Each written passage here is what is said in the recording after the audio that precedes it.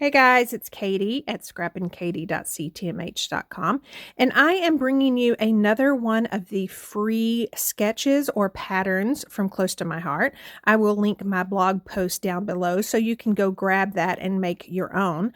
And I am showing you a card using the Fairy Tale Magic stamp set as well as some scraps left over from a layout. So here is a look at the sketch and then the stamp set. Again, it's called Fairy Tale Magic. It is one of our stamp sets that comes with a thin cut. So you can purchase the set like you see here, or you could just purchase the stamp set. And I will link both of those down below in the description.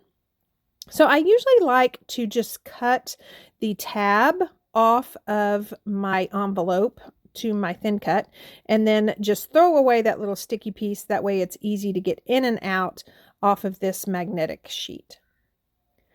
So I have pulled out some white daisy cardstock. For the focal piece, the pattern says that this needs to be 2 3/4 by 3 3/4.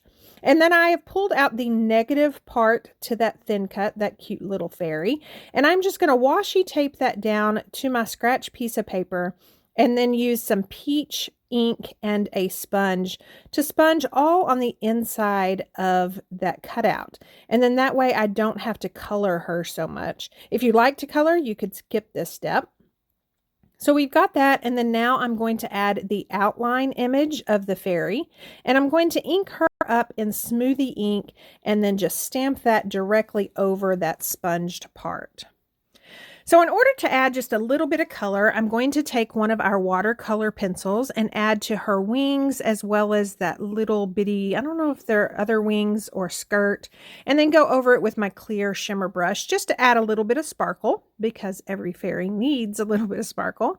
And then true to the design, I am dovetailing that focal piece and going to make that exactly like those cards show. So I did add some little stars. There's a grouping of 3. I added those inked up in canary. I am going to use some pattern paper from the These Are My People line. So I've pulled out a couple of colors. This pixie pattern is going to be cut at 3 3/4 by 4 1/4. And then this canary pattern is a 1 inch by 4 1/4. So I'm just going to play with the placement here. I do know that I want that piece up at the top. It's real bold, and that's where she will go. And then I am pulling out some scraps from the layout I just did on my Everyday Moments A through Z video series. And this comes from the Heart of Gold layout.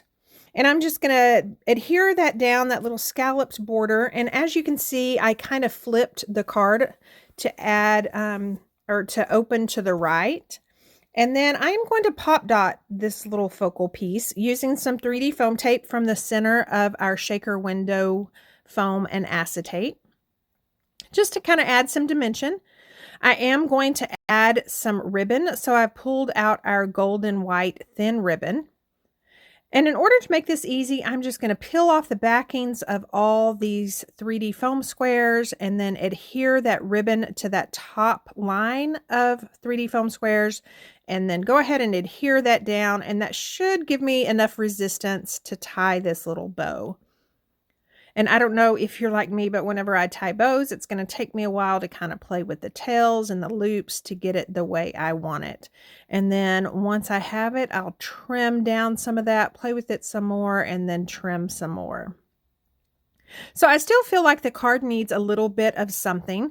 So I have pulled out my pixie ink, and there's a little image. I think it's a tulip, but it also could be upside down, and it could be one of those bell flowers. And then I am going to pull out my sapphire ink and take the outline to the same image and just stamp right over that solid image. And then now I am going to work with the sentiment. So I am going to use the Y, the O, and the U again from that Everyday Moments layout that I posted.